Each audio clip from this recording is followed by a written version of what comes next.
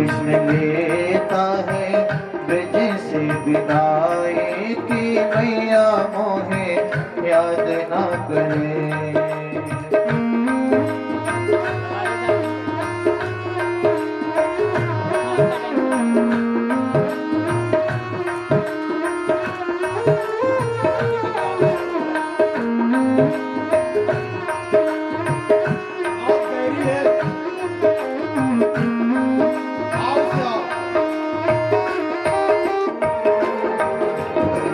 तुम्हें श्याम बंसी बजाना नहीं था, तुम्हें श्याम बंसी बजाना नहीं था, मेरा दिल मुझसे चुराना नहीं था, मेरा दिल मुझसे चुराना नहीं था।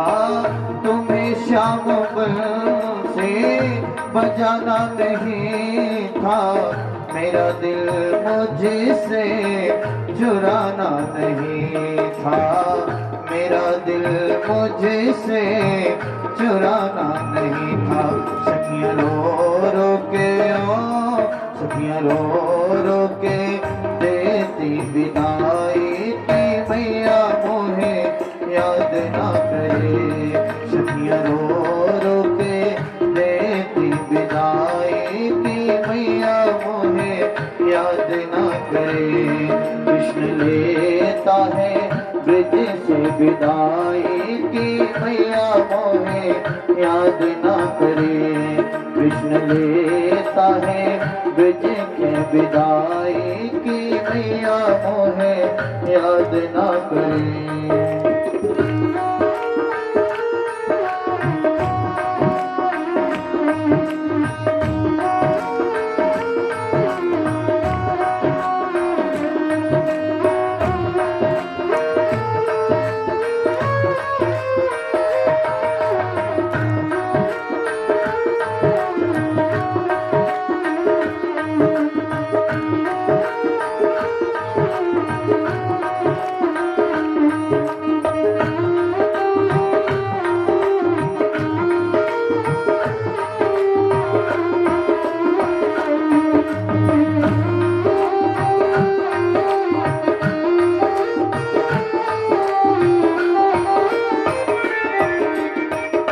रथ पर बैठा रोए कन्हैया, हाय मेरे बाबा हाय मेरी मैया। रथ पर बैठा रोए कन्हैया, हाय मेरे बाबा हाय मेरी मैया। मैया रो रो के मैया रो रो के देती विदाई की मैया मोहे याद ना करे।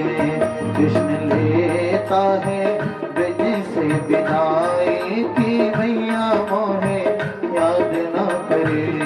कृष्ण लेता है ब्रज से विदाई की मैया मोहे याद ना करे। कि मैया मोहे याद ना करे, कि मैया मोहे याद ना करे। मैया की भी हाल है, अब तो मैया की वो हाल है कि क्या बताएं, विलक्षण है। विदाई मैया कन्हैया आगे बढ़े। अक्रूर जी रथ में, बलराम जी रथ पर चढ़ गए। कन्हैया जैसे रथ में चढ़ने लगे, बलराम जी ने हाथ दिया, कन्हैया चढ़ पड़े। लेकिन जैसे मालूम पड़ा मैया को कन्हैया जा रहा है, बजाय गिर पड़ी, टूट गई, टूट टूट के रो रही है। अक्रूर जी को कहा कि आप रथ चलाओ, क्योंकि कन्हैया को पीछे मुड़कर देखने की हिम्मत नहीं है। देखो, पुरुष तो फिर भी हिम्मत वाला होता है, अपने आप को कंट्रोल कर सकता है। नंद बाबा ने तो कंट्रोल किया हुआ, लेकिन अंदर से टूट रहे हैं। लेकिन मैया तो बेहोश है, लेकिन कहीं ना कन्हैया की हिम्मत नहीं कि मुड़कर देखे, थोड़ा आगे चले। पूरी गांव में ब्रिज के सभी को मालूम पड़ा कि कन्हैया जा रहा है। पेड़ पौधे, गैया, आज गैया रो रही है, पेड़ के पत्ते रो रहे हैं। तो पुष्प जो हमेशा कन्हैया को देखकर मुस्कुराते थे, आज मुरझा गए। ऐसा लगता कि न जाने कब से पानी न मिला हो। ब्रिज में जो आनंद का माहौल था, जो खुशी का माहौल था, आज ऐसा लगता है जैसे कोई शमशान घाट है। ऐसी विरक्ति, वीरान हो गया है। थोड़ा आगे गए तो राधा जी को मालूम पड़ा, राधा अपने सखियों के साथ थोड़ा आगे आई और राधा जी की जो सखियां हैं वो कन्हैया के रथ के आगे आके उलट गई। अक्रूर जी ने रथ रोका, कन्हैया उतरे रथ से। सखियों को कहा क्या बात, सखियां फूट फूट कर रोते हुए कहते, अरे कन्हैया, अरे कलौटा, अरे काला, अरे पापी, हमें नहीं पता था कि तू अंदर जब जैसे बाहर से काला है तो अंदर से भी काला होगा। जब तूने हमको छोड़ के जाना ही था तो हमसे प्रीति क्यों लगाई, प्रेम क्यों किया, क्यों बंसी बजाया, क्यों हमारे चित्त को चोरी किया, क्यों तूने अपना बनाया, क्यों हमको अपना बनाया, क्यों हमको छला, क्यों हमारे आत्मा को छला। तुझे जाना ही था तो बता तो देता, कम से कम बोल तो देता, कम से कम। कन्हैया क्या बोलते, बहुत समझाने की कोशिश की। देखा दूर राधा जी खड़ी थी। कन्हैया राधा जी के पास चल कर गए और राधा जी से कहा, क्या तुम कुछ नहीं बोलोगी? राधा जी ने कहा, मैं बोलूं क्या, बोलने के लिए है क्या? पर कहा कि मैं एक चीज मांगना चाहता हूं, कोई शिकायत नहीं है, बस वो बंसी दे जाओ, आज की बात कभी बंसी मत बजा। उसके बाद कन्हैया ने कभी बंसी नहीं बजाई। आज जो तुम्हारी बंसी है ना, इसने हम सबके चित्तों को हरण किया, हमको घायल इसने किया है, बस तुम देना, दे के जाओ, बस बंसी दे जाओ, बस। कन्हैया ने अपनी बंसी उतारी और राधा जी के हाथ में दिया। कन्हैया जाकर रथ में बैठे, अक्रूर जी ने रथ चढ़ाया और रथ आगे की ओर ले चले। यमुना जी के पास पहुंचे और यमुना जी के समीप जाकर फिर अक्रूर जी ने रथ रोका। अक्रूर जी के हृदय में पीड़ा इस बात की है, एक तो देखा कि वो प्रेम, माँ का प्रेम, पिता का प्रेम, ब्रज के लोगों का प्रेम, देखो प्रेम तो प्रेम है, नहीं वो अद्भुत प्रेम है। दूसरा, उनके हृदय में पता है कि मेरे गोविंद है, गोपाल है, मेरे श्याम सुंदर, मेरे ठाकुर जी है। तो दुष्ट कंस ने छल करके मुझे भेजा, दुष्ट ने छल करके मुझे भेजा। बस गंगा मैं यमुना जी से प्रार्थना तो करूं। कन्हैया को कहा कि कन्हैया मैं एक बार यमुना जी में बस डुबकी लगाना चाहता हूँ। कन्हैया भी समझ गया। अक्रूर जी रथ रोक कर नीचे उतरे, वस्त्र उतारा, यमुना जी में जाकर डुबकी लगाई और जैसे डुबकी लगाया तो डुबकी लगाते अंदर सिंहासन में बैठे हुए कन्हैया बंसी बजा रहे हैं। जब अक्रूर जी पानी से बाहर निकले, देखा रथ में कन्हैया रथ में खड़ा है, कन्हैया रथ में खड़ा है। फिर अक्रूर जी ने फिर डुबकी लगाई, फिर देखा भगवान श्याम सुंदर शंकर चक्र गदाधारी लक्ष्मी जी के साथ सिंहासन में बैठे हुए। लेकिन वो भ्रमित हो गए। फिर बाहर निकल कर देखते हैं तो कन्हैया फिर रथ में बैठा हुआ है उसी रूप में। फिर अंदर डुबकी लगाया, कहा कि प्रभु मेरे मन के संशय को मिटा दो। तो भगवान को सुन आश्वस्त भगवान ने किया, अक्रूर जी जो बाहर देख रहे हो वही मैं हूँ, जो अंदर देख रहे हो वही बाहर मैं हूँ, इसलिए आप चिंता मत करो। मैं आया हूँ इस दुष्टों का संहार करने के लिए, राक्षसों के वध के लिए। अक्रूर जी को पूर्ण विश्वास हुआ। फिर अक्रूर जी आए, कन्हैया को रथ में हाँक कर जैसे ही मथुरा पहुंचे और सबसे पहले धोबियों का जो जो जितने जितने कंस के प्रिय थे, धर्म के विरुद्ध थे, सबसे पहले धोबियों का वध किया। थोड़ा आगे गए, मेला लगा हुआ था। कुब्जा एक सुंदर सुवर्ण के पात्र में, रजत पात्र में चंदन घिस के लेके आ रही थी कंस मामा के लिए। भगवान श्री कृष्ण ने पीछे से कहा, "रे सुंदरी, ये सुंदरी", तो इधर उधर देखती है, किसी कुबड़ी को, काली को कोई सुंदरी कहे, है? देखा तुम कौन हो, क्यों मेरा मजाक बनाता है? भगवान ने कहा, मजाक नहीं बना रहा हूँ, तुम बहुत सुंदर हो, तुम्हारे हाथ में जो चंदन है ना, मुझे लगा दो। अरे फिर क्या कहा, मैं सचमुच तुमको सुंदरी बोल रहा हूँ। उस फिर तो कुब्जा के ठिकाना ही नहीं, कोई ठिकाना किसी का नहीं रहा। लेकिन जैसे चंदन लगाना चाहा, लेकिन लगाए कैसे, कन्हैया तो लंबा है, कुब्जी कुबड़ी है। कन्हैया ने कुब्जी के पैर में पैर रखा और बाजू पे यूं किया, और इतनी सुंदर देखते देखते हो गई। जो कुबड़ी थी, कुब्जी थी, देखते 16 वर्ष की किशोरी सुंदर हो गई। भगवान को तिलक लगाया, आगे चले, आगे गए, सीधा जहाँ धनुष एक रखा हुआ था, वहां जाके धनुष को जैसे दर्शन किया, धनुष को उठाया, धनुष भंग किया, तो मालूम पड़ गया मामा कंस को, बस यही मेरा काल है। वहां चाणक्य और पुष्टिक जैसे बड़े बड़े पहलवान रखे थे, उन दोनों को भगवान श्री कृष्ण ने और बलराम जी ने वध किया। बड़े बड़े हाथी थे, उन हाथियों का वध किया और सीधा मामा जी के सिंहासन में पहुंचे।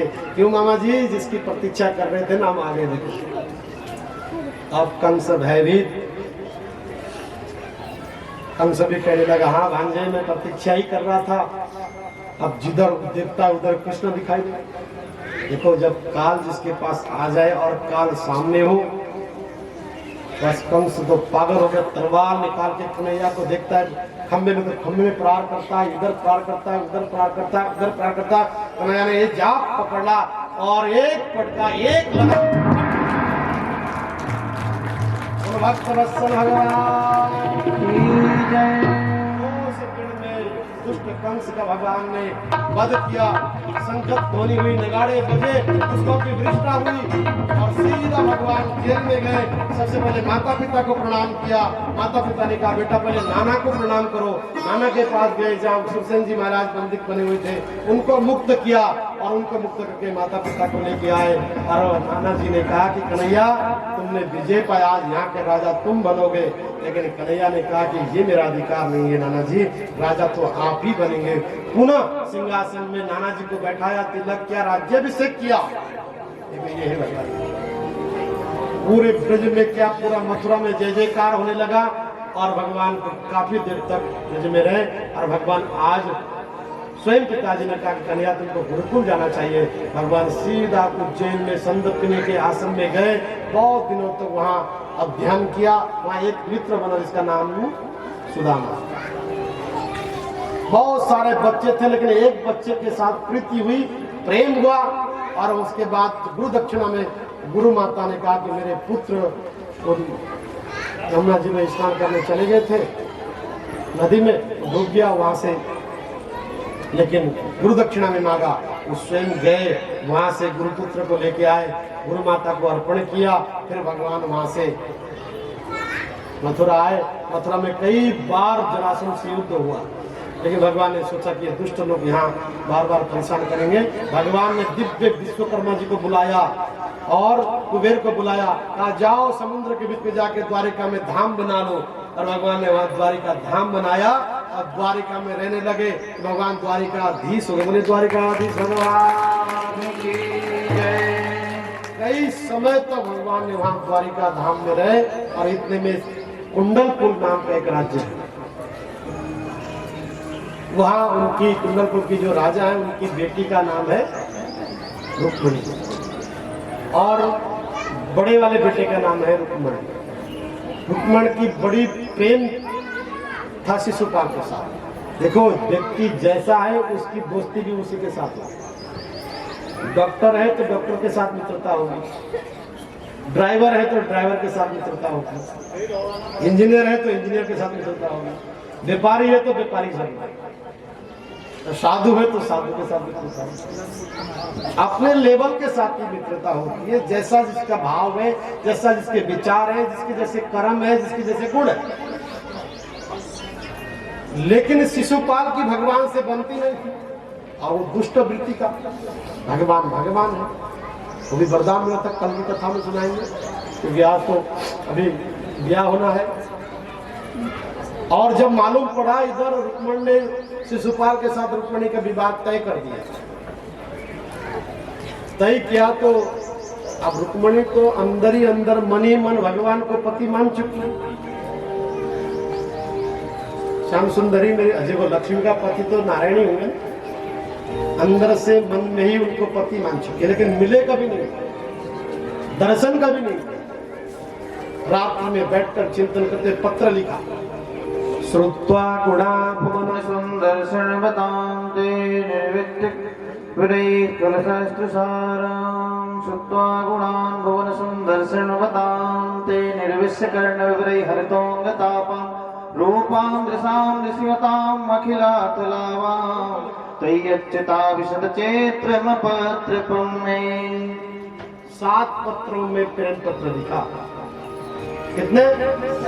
7 श्लोकों में प्रेम पत्र लिखा। 7 श्लोकों ध्यान से सुनो। इसने प्रेम की बात देखो, तुमने भी तो प्रेम किया होगा।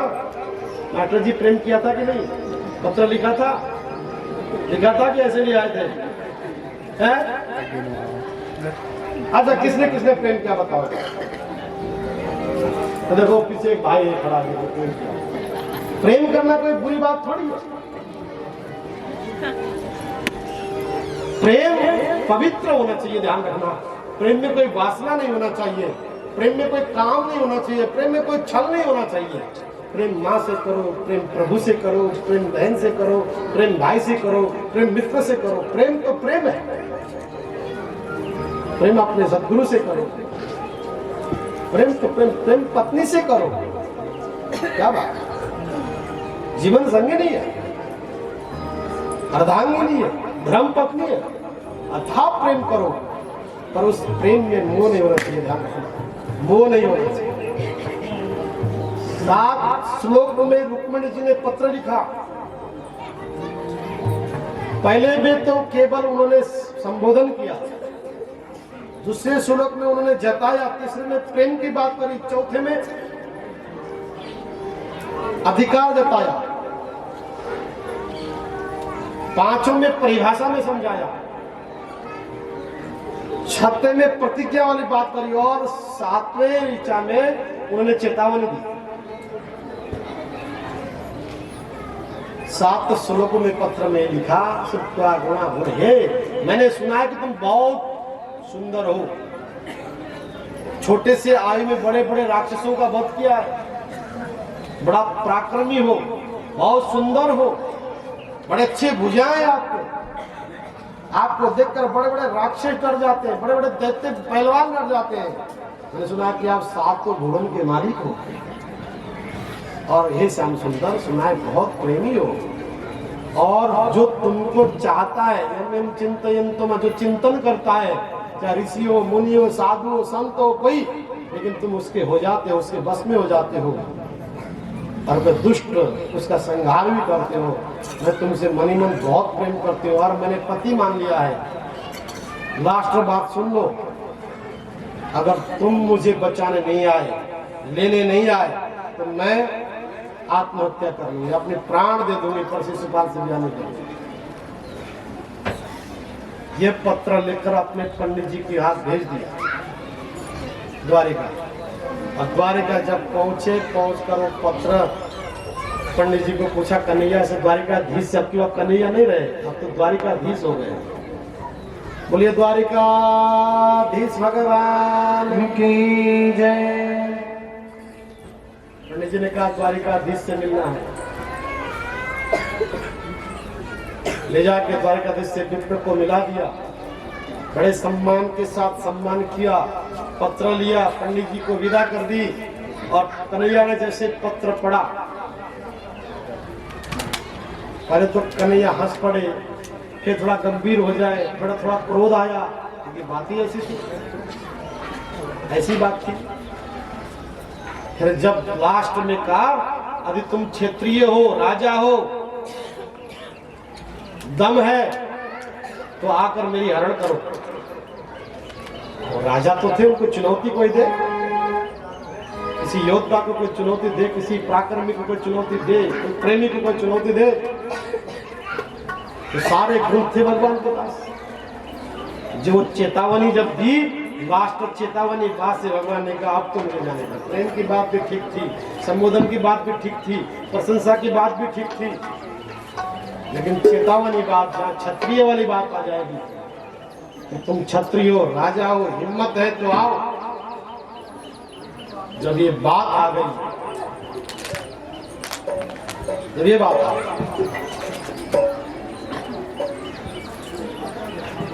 तो कन्हैया ने ठान ली। सुबह उठे ब्रह्म मुहूर्त में, सारथी को बोला कि मेरा रथ तैयार करो। और सारथी को बोला तुम यही रहो, किसी को बताना नहीं। द्वारपाल को बोला किसी को कहना नहीं, मैं बस गया और आया। और रथ में बैठकर कन्हैया चुपचाप सुबह सूर्य उदय से पहले ही कुंडलपुर की तरह चल गया। कुंडलपुर की तरफ भगवान जैसे पहुंचे, उधर बड़ी विवाह की तैयारियां हो रही है। शिशुपाल ने अपने बारात तैयार किया। शिशुपाल के बारात में वहां दुर्योधन, जरासंध, कर्ण, विकर्ण, दुशासन, जितने भी दुष्ट है सब दुशासन के विवाह के बराती हैं। बारात में तैयार हो रहे हैं। कुंडलपुर बहुत सुंदर सजा हुआ है, लेकिन राज्य से 1 किलोमीटर दूर में वहां की जो इष्ट देवी है कात्यायनी, कुल देवी है। लेकिन वो विवाह से पहले होता है ना, बेटी को कुल देवी के दर्शन कराने में, तो रुक्मिणी को कुल देवी की पूजा के लिए जाना था। सखियों के साथ तैयार कर दिया गया, 10,000 सैनिक लगा दिए। लेकिन शिशुपाल को ये भय है कि कन्हैया कभी भी आ सकता है और चुरा सकता है। लेकिन रुक्मिणी ने बहुत जबरदस्ती व्यवस्था करा रखा, चारों तरफ सैनिक लगा रखे हैं। और रुक्मिणी जी जो है अपने कुल देवी के दर्शन के लिए गई। और दर्शन करने के लिए जब पहुंची, दर्शन किया, कात्यायनी महामाये महायुक्तिश्वरी नंद गोप सुतम देहि पतिम में कुरुते नमः। अपनी उस इष्ट से प्रार्थना किया, पूजा किया, प्रार्थना की प्रभु मुझे तो नंदा का जो पुत्र है, जो छोरा है, जो नाकन चोर है, श्याम सुंदर है, मनी मन मैंने उसको पति के रूप में वर्ण किया है, वर्ण कर चुकी हूँ, मैंने पति के रूप में वर्ण कर चुकी हूँ। यदि मुझे न मिला तो मैं मर जाऊंगी। ये माँ अब तुम कृपा करना। इष्ट से प्रार्थना किया। जैसे प्रार्थना किया, माँ के ऊपर से हार गिरी और रुक्मिणी के ऊपर हार पड़ी। अब तो रुक्मिणी जी को पूर्ण विश्वास क्या है, विश्वास। देखो विश्वासम फलदायक इसलिए कहा, पूर्ण विश्वास है। और जैसे प्रार्थना करके पूजा करके खड़ी होकर बाहर निकल रही थी, ठीक भगवान जी उधर से, क्या सुंदर भगवान का विग्रह है। भगवान जी उधर से आए और जैसे ही अपने रथ से नीचे उतरे, रथ से नीचे उतर के जैसे ही रुक्मिणी जी उधर से आई, पहले रुक्मिणी ऊपर चढ़ी, फिर कन्हैया को हाथ दिया, फिर कन्हैया को ऊपर चढ़ाया और चढ़ाकर रथ सीधा द्वारिका। चलो ग्वाल इधर आओ, सीधा द्वारिका की ओर आओ चले। जैसे कन्हैया ने रुक्मिणी को देखा और रुक्मिणी ने कन्हैया को देखा, कैसे आंख लड़ती है। चले लड़ गई। अखियां जादू कर गई, हाय रे मैं तो मर गई। राधा वल्लभ की अखियां जादू कर गई, राधा